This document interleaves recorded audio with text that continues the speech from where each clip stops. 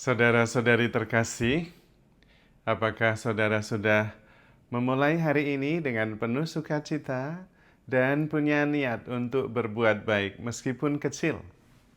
Semoga Tuhan memberkati niat baik saudara. Mari kita hidup sepenuhnya, karena hidup itu sungguh menakjubkan. Hari ini saya ingin mengajak kita semua merenungkan kebahagiaan. Antara kebahagiaan dan kesucian itu tidak berlawanan. Seringkali ada pandangan kalau suci itu harus menyangkal diri, memikul salib, dan kemudian menderita. Menurut saya itu kurang tepat.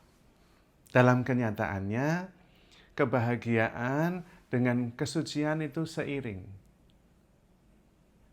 Penyangkalan diri justru membuat kita bahagia.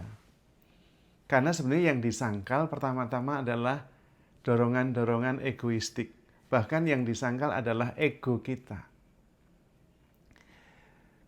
Tuhan meminta kita menyangkal diri.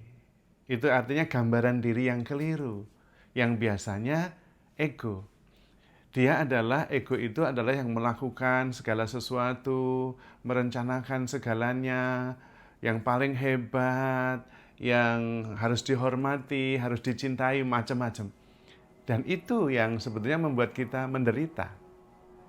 Kalau kita bisa menyangkal diri, sehingga ego itu ada tetapi tidak dominan, yang dominan adalah kesadaran bahwa saya ini adalah kasih, sukacita, damai, rasa syukur. Nah, sudah. Kemudian kita bahagia. Maka Tuhan sebetulnya menghendaki kita bahagia. Jangan gelisah hatimu, percayalah kepadaku. Loh, Tuhan selalu ingin kita berbahagia. Berbahagialah orang yang rendah hati, karena dia akan memiliki bumi. Rendah hati itu yang menyangkal ego itu.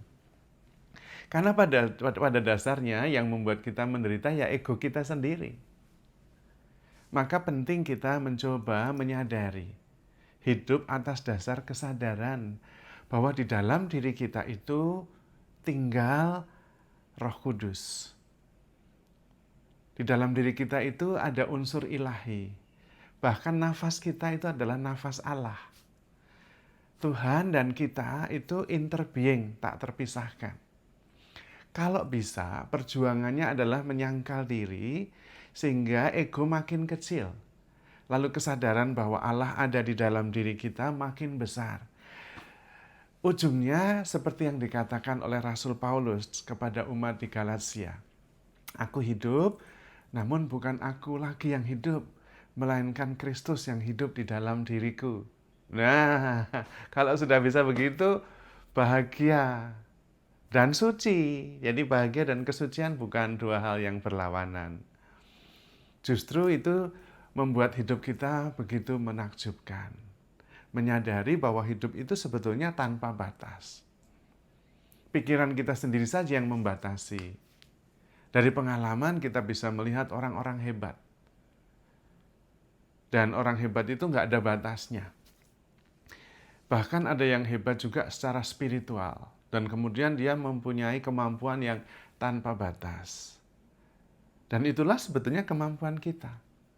Terutama kemampuan mencintai. Itu kemampuan yang tanpa batas. Karena itu juga Tuhan meminta kita untuk saling mengasihi. Karena mengasihi itulah kemampuan kita yang tanpa batas. Mengalahkan apa saja, bahkan kematian. Tuhan mengatakan, hendaklah kalian saling mengasihi seperti aku mengasihi kamu. Mengapa dengan mengasihi kita mempunyai kemampuan tanpa batas? Karena dengan mengasihi kita itu sebetulnya mengambil bagian pada esensi Allah sendiri. Allah adalah kasih. Yang mengasihi mengenal Allah, lahir dari Allah, dan tinggal di dalam Allah. Dan itu berarti sudah tanpa batas. Mengasihi itu sangat membahagiakan. Mengalahkan segala-galanya.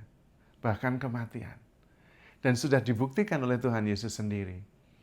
Tuhan memilih mengasihi meskipun dia harus wafat di kayu salib. Dan lihat yang terjadi kematian tidak bisa membelenggu dia.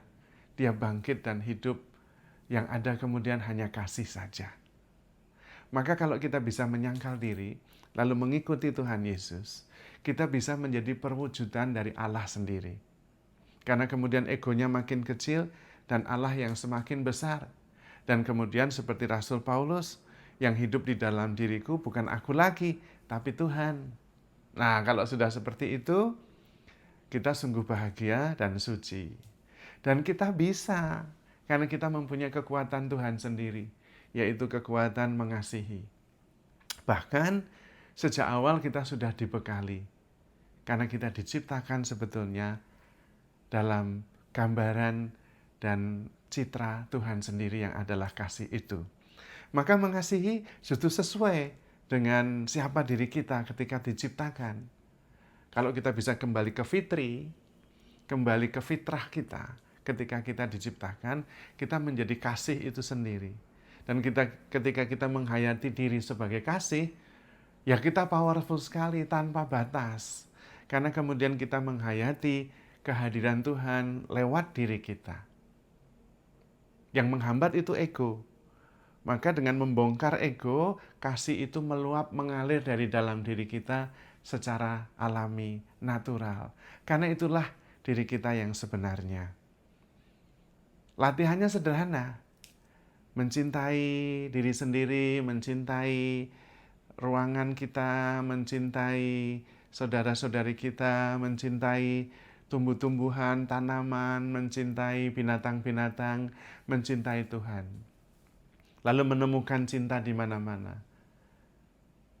Ketika Anda sadar bahwa Anda adalah kasih, maka Anda akan menemukan kasih itu ada di mana-mana. Dan latihannya sederhana, karena semuanya ada di dalam diri kita. Kita mencoba untuk hidup tidak tergantung sesuatu yang terjadi dari luar atas diri kita. Tetapi bagaimana kita mengelola proses batin yang kemudian mengalir, yang keluar hanyalah cinta. Nah, kalau sudah seperti itu, yang kita katakan akan menyatakan kasih yang berasal dari dalam. Yang kita lakukan akan mewujudkan kasih yang dari dalam. Pilihan-pilihan kita adalah pilihan-pilihan untuk mengasihi.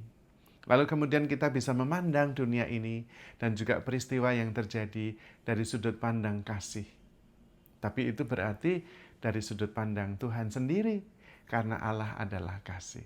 Maka jalannya sederhana, mengasihi. Tetapi pada saat yang sama, dengan mengasihi itulah kita bisa bahagia, sekaligus kita bisa mengalami kesucian. Maka saudara-saudari terkasih, handle yourself with care, because you are love. Tuhan memberkati.